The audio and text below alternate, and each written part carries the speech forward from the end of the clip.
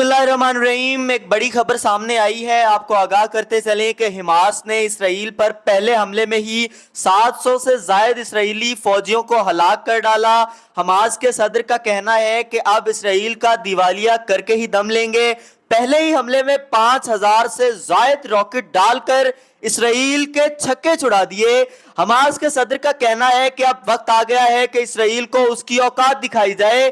पिछले 70 सालों से ये निहत्थे फलस्तीनियों के साथ जो बर्ताव कर रहे हैं, उनका बदला लेने का यही असल वक्त है। हमास के कमांडर का कहना है कि इसराइल के फलस्तीन पर मुसलसल जुल्म सितम के बाद ये ऑपरेशन तूफानुल अक्सा वजूद में लाया गया और तूफानुल अक्सा का आज से आगाज कर दिया गया है, जो अपनी मंजिल की तरफ रवां दवा है। आलमी रद्द अमल क्या आया है, इसके बारे में भी आपको आगाह करते चलें, आपको बताते चलें कि सऊदी अरब ने दोनों फरीकैन को लड़ाई खत्म करने का मुतालबा कर दिया है।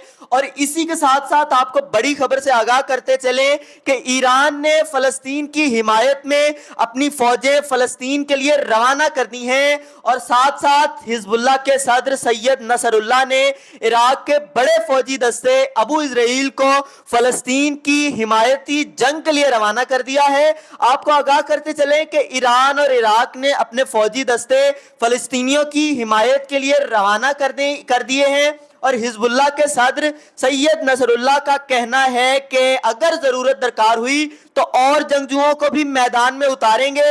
ईरान के सदर सैयद अली खामनाई ने इसराइल को मुखातब करते हुए कहा है कि अब वो वक्त नहीं है कि आप मारोगे और हम खाएंगे, अब वक्त आ गया है कि मारोगे तो दोहरा खाओगे। पाकिस्तान का क्या रद्द अमल आया है, पाकिस्तान ने क्या बयान दिया है, ये बताते हैं आपको अगली वीडियो में। ये जानने के लिए बने रहें हमारे साथ, तब तक के लिए देखते रहें नवाए इंसान, अल्लाह निगहबान।